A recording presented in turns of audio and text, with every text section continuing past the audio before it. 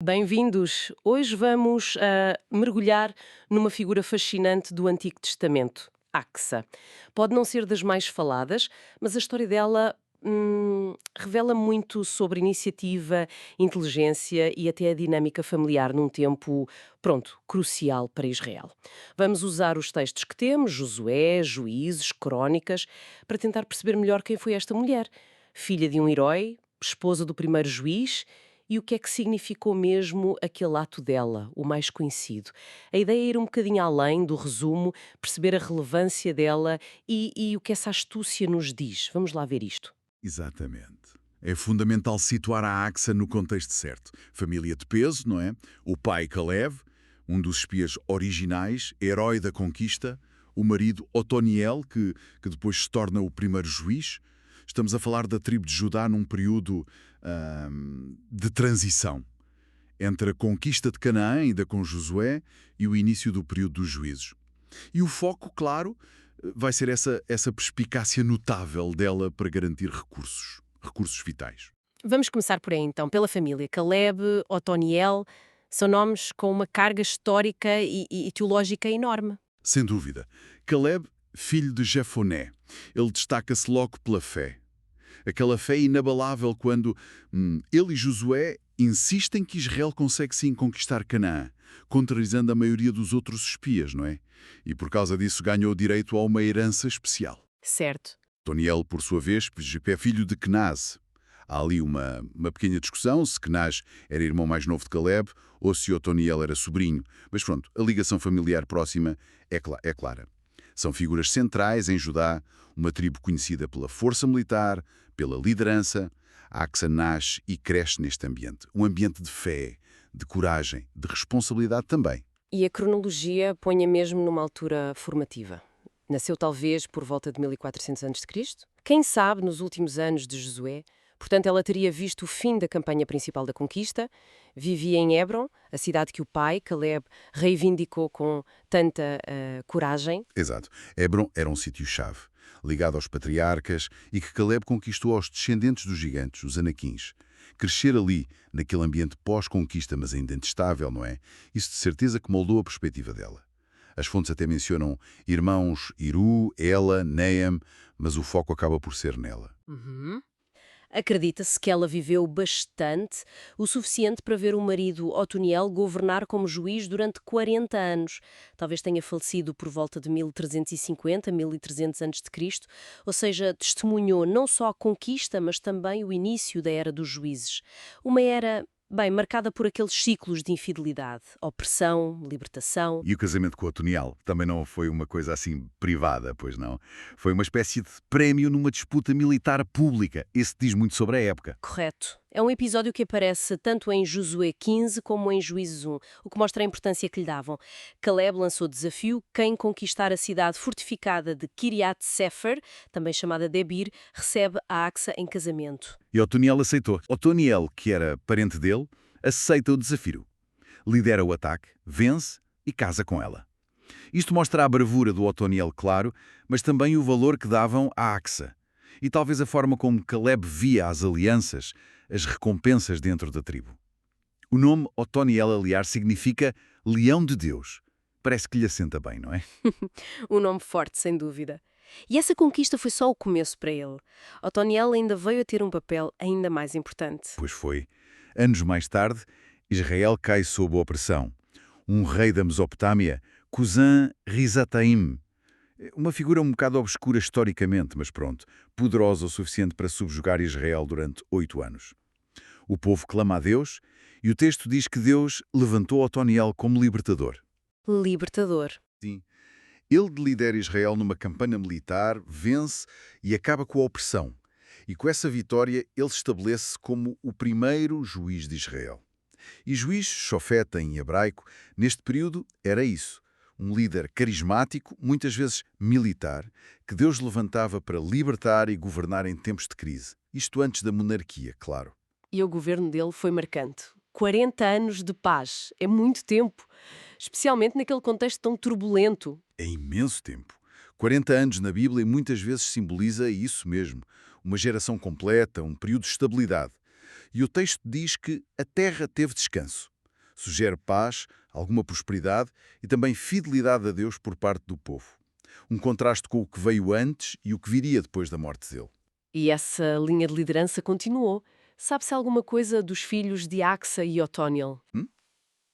O livro de Crônicas, que é mais uma compilação genealógica e histórica feita mais tarde, menciona 2 filhos, Atate e Mionotai. Atate e Mionatai. Vem, mas os detalhes são muito, muito escassos, o que é normal para figuras que não são centrais na narrativa principal. Não sabemos quem nasceu primeiro, as histórias deles, pouco ou nada. Mas podemos, sei lá, inferir alguma coisa sobre a vida deles? Pelo contexto? Bem, é razoável supor que cresceram e viveram a maior parte da vida durante esses 40 anos de paz sob a liderança do pai. Os nomes às vezes dão pistas, mas temos de ter cuidado. Atati significa temeroso ou aterrorizado, o que parece estranho, não é? Numa família tão corajosa. Mas pode ser algo pessoal, uma circunstância que não conhecemos. E Mionotai. Mionotai significa minhas habitações. Crônicas 4:14 até diz que Mionotai gerou Ofra. Dada a tradição militar forte da família Caleb e Otoniel eram guerreiros notáveis, não seria de espantar se os filhos também tivessem tido algum papel militar, talvez nas campanhas do pai ou na defesa do território, mas o texto não confirma nada disso. Voltando um pouco atrás, a Caleb, o pai. A fé dele é quase lendária. A liderança militar foi chave na conquista de Hebron e naquela proposta sobre Kiriat Sefer. Há mais alguma coisa que nos ajude a entender o ambiente em que Axa cresceu? O nome dele, por exemplo, que é curioso? Sim, Caleb é uma figura e tanto. Além da fé lá em Cades Barneia, em Números, foi um líder militar estratégico da poderosa tribo de Judá. Conquistar Hebron aos Anaquins não foi coisa pouca. E a insistência dele em receber aquela terra específica como herança mostra a tenacidade, a ligação à história dos patriarcas. E sim, o nome Caleb, em hebraico, está ligado a cão, Kelev. Cão. Sim. As interpretações variam. Alguns acham que é pejorativo, talvez ligado à origem quinesita dele, que não seria israelita de raiz, embora estivesse totalmente integrado em Judá. Outros sugerem lealdade, tenacidade, como um cão fiel. Seja como for, as ações dele mostram coragem e fé, independentemente do nome. É interessante como os nomes às vezes parecem contrastar ou complementar as histórias. Mas agora, vamos ao momento que define mesmo a Axa na Bíblia. O pedido pelas fontes de água. Como é que essa cena acontece? É um episódio curto, mas muito, muito rico. Contado de forma quase igual em Josué 15 e Juízes 1. Acontece logo depois do casamento com Otoniel. Caleb dá terras a Axa como parte da herança ou dote, só que eram terras no Negueb, a zona sul de Judá, conhecida por ser árida, um deserto, terra semiárida. O texto diz mesmo terra seca, Eretz Hanegev. E a versão em Juízes tem aquele detalhe, curioso. Diz que quando ela foi viver com Otoniel, persuadiu-o a pedir um campo ao pai dela. Mas depois a ação centra-se nela. Quando ela desceu do jumento, Caleb perguntou-lhe: o que se passa? Ou o que queres? Parece que há ali uma dinâmica interessante. Ela incentiva o marido, mas depois é ela que age. Exatamente. Essa pequena frase sobre persuadir Otoniel é fascinante. Sugere que houve uma conversa antes. Talvez Otoniel estivesse hesitante em pedir mais ao sogro, que também era seu parente. Ou então a Axa já tinha a estratégia toda pensada. De qualquer forma, no momento-chave, é ela que toma a palavra. Sim. A descida do jumento é um sinal de respeito perante o pai, claro. Mas também chama a atenção. Caleb percebe logo que algo se passa ali. E a resposta dela é muito direta, sem rodeios. Notavelmente direta. Não pede desculpa, não dá voltas. Diz, dá-me uma bênção, Beracá. E bênção aqui é mesmo um presente, algo valioso, tangível. Já que me deste terra no Negueb, dá-me também fontes de água, Golot Maim. E é específica. Não pede mais terra, nem gado, nem servos. Pede fontes de água. Ela identificou o recurso essencial que faltava para tornar aquilo viável. Qual é a importância de pedir fontes? Não apenas água, mas especificamente fontes. Isso é crucial. Golot Maim refere-se provavelmente a nascentes, ou postes permanentes, que borbulham, que fluem. Não são só cisternas que dependem da chuva, que era escassa ali. Ela está a pedir acesso fiável, contínuo, à água numa zona seca. Era a diferença entre ter uma terra de subsistência, muito precária, e ter uma propriedade que podia ser fértil, próspera. Ela percebeu que a terra sem água valia pouco. E Caleb concede. Imediatamente. Deu-lhe as fontes superiores e as fontes inferiores. O que é que podemos ler nesta resposta tão rápida? A resposta de Caleb é tão notável como o pedido da Axa. Primeiro, mostra a generosidade dele, o afeto pela filha. Segundo, reconhece a sabedoria, a pertinência do pedido dela. Ele não a repreende por pedir mais. Pelo contrário, dá-lhe generosamente as superiores e as inferiores, o que sugere talvez fontes a diferentes níveis, garantindo um abastecimento abundante. E isto também pode refletir o carácter do próprio Caleb, não é? Um homem que teve a coragem de pedir Hebron, uma herança difícil mas valiosa. Talvez tenha reconhecido e admirado essa mesma visão, essa audácia na filha. Ele não viu naquilo como ganância, viu como inteligência prática. Portanto, este ato não é só sobre obter água, é sobre visão estratégica, é sobre iniciativa e talvez até uma forma de negociação familiar bem-sucedida. Sem dúvida alguma. A Axa mostra uma compreensão profunda do valor dos recursos naturais. Uma visão a longo prazo para a família dela. Não se conformou com o ponto de partida, a terra seca. Agiu de forma proativa para transformar a situação. E isto numa sociedade que era predominantemente patriarcal, onde a herança e a gestão das propriedades estavam quase sempre nas mãos dos homens. A iniciativa dela, a voz ativa dela, é particularmente notável.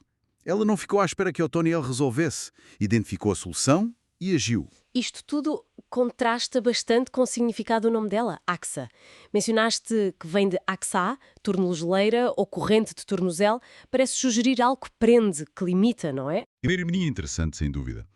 O nome pode trazer essa imagem de adorno, talvez até de restrição, de posse, mas a ação mais famosa dela na Bíblia é precisamente um ato de libertação. Libertação das limitações da herança inicial. Ela quebra as correntes da terra seca usando a inteligência e a coragem. Mostra uma agência, uma liberdade de ação que vai muito além de qualquer sentido limitador do nome. Talvez o nome se refira à beleza ou valor, mas as ações definem-na pela substância. E o facto desta história aparecer em 2 livros canónicos, Josué e Juízes, e a linhagem dela ser detalhada em crônicas, isso reforça a ideia de que isto não foi visto só como um detalhe doméstico, certo? Com certeza. A repetição sugere que a história era considerada importante, talvez como exemplo de fé prática, de sabedoria, dentro da tribo de Judá. Ou então, quem sabe como um contraste implícito com muitas das histórias que vêm a seguir no livro de Juízes, que muitas vezes mostram falhas de liderança, passividade, decisões desastrosas. A Axa, neste prelúdio ao período dos Juízes, surge como um modelo. Um modelo de como agir com inteligência e fé para garantir o futuro.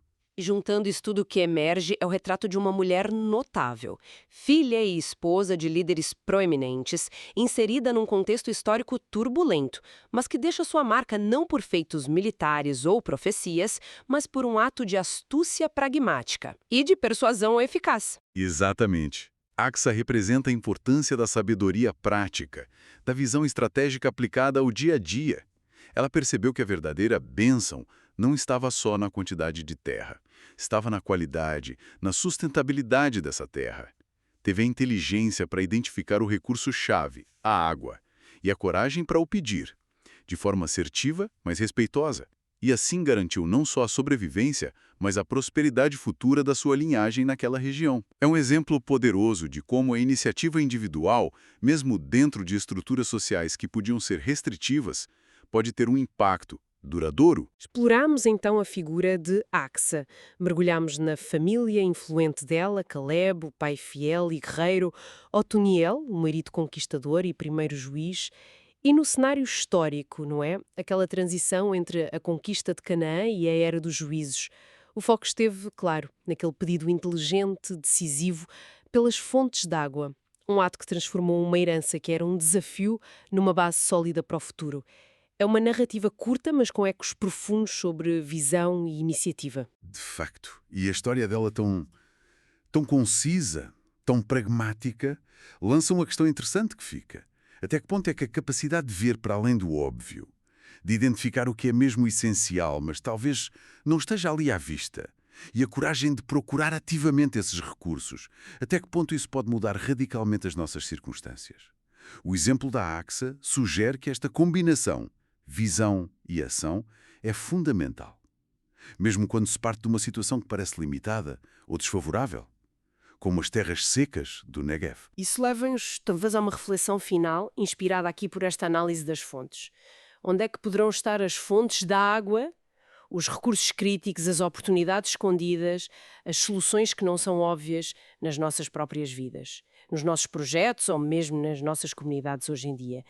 O que é que, para além do terreno que já temos ou que nos foi dado, poderia realmente fazer a diferença se tivéssemos a clareza para o identificar e a iniciativa para o procurar ou para o pedir? É um convite a olharmos para as nossas próprias terras secas, para os nossos desafios, as nossas limitações, mas não com resignação, com a mesma perspicácia, a mesma clareza de propósito e a mesma proatividade que a Exide demonstrou há milénios. É uma lição intemporal, não é?